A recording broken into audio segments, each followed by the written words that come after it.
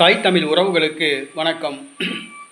அமைச்சர் செந்தில் பாலாஜி பதவி நீக்கம் என்ற தலைப்பில் இந்த காணொளியை காண்கிறோம். கரூர் மாவட்டத்தை சார்ந்தவர் செந்தில் பாலாஜி. அதிமுக செல்வி ஜெயலலிதா அமைச்சரவையில் அமைச்சராக இருந்தார். செல்வி ஜெயலலிதா மறைவுக்கு பின்பு அம்மா மக்கள் முன்னேற்ற கழகத்துக்கு சென்றார். பின்பு திமுகவில் இணைந்து மாவட்ட செயலாளர் ஆனார். நடைபெற்று முடிந்த சட்டசபை தேர்தலில் அவர் கரூர் தொகுதியில் வெற்றி பெற்று மின்வாரியம் மற்றும் மதுவிலக்குத்துறை அமைச்சராக பொறுப்பேற்றார். அமலாக்கத்துறை அதிகாரிகளால் கைது செய்யப்பட்டு சிறையில் அடைக்கப்பட்டார். ஏறத்தாழ 470 நாட்கள் சிறைவாசம் இருந்த பின்பு விடுதலையானார்.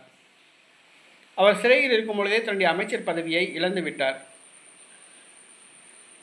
470 நாட்கள் சிறையில் இருந்து விடுதலையாகி வந்த 2 அல்லது 3 நாட்களுக்குள் அவர் மீண்டும் அமைச்சராக பொறுப்பேற்றார்.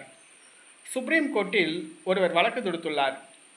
ஜாமீன் வாங்கி 3 நாட்களுக்குள் மீண்டும் அவர் அமைச்சராகியுள்ளார். ஆகவே அரசு அதிகாரத்தை பயன்படுத்தி சாட்சிகளை கலைப்பதற்கு வாய்ப்புள்ளது. ஆகவே அவருக்கு வழங்கப்பட்ட ஜாமீனை ரத்து செய்ய வேண்டும் என்று அவர் சுப்ரீம் கோர்ட்டில் வழக்கு தொடுத்துள்ளார். உச்சநீதிமன்ற நீதிபதிகள் விசாரித்து ஜாமீன் கிடைத்த மறுநாளே செந்தில் பாலாஜி அமைச்சரானது எப்படி பதிலளிக்க வேண்டும் என்று சுப்ரீம் கோர்ட் நீதிபதிகள் உத்தரவிட்டுள்ளனர். இது செந்தில் பாலாஜிக்கு சிக்கலை ஏற்படுத்தியுள்ளது. தமிழக அரசுக்கு சட்ட சிக்கலை ஏற்படுத்தியுள்ளது. பாட்டாளி மக்கள் கட்சி நிறுவனர் டாக்டர் ராமதாஸ் அவர்கள் செந்தில் பாலாஜியை பதவி நீக்கம் செய்ய வேண்டும் என்று போர்க்கொடி தூக்கியுள்ளார். இது ஆளுகின்ற திமுகவுக்கு மிகப்பெரிய தலைவலியை கொடுத்துள்ளது.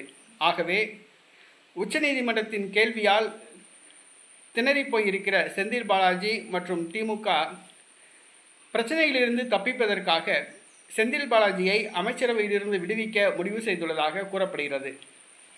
இன்னும் ஒரு சில நாட்களுக்குள் செந்தில் பாலாஜி அமைச்சரவையிலிருந்து விடுவிக்கப்படுவார் என்று கூறப்படுகிறது. சுப்ரீம் கோர்ட் கிடுக்குப்பிடி போட்ட காரணத்தினால் இந்த முடிவு எடுத்துள்ளதாக கூறப்படுகிறது. செந்தில் பாலாஜி பதவி நீக்கம் செய்யப்படுகிறாரா அல்லது சுப்ரீம் கோர்ட்டில் தகுந்த பதிலளித்து பதவியை காத்துக்கொள்கிறாரா என்பதை நாம் பொறுத்திருந்து பார்ப்போம்.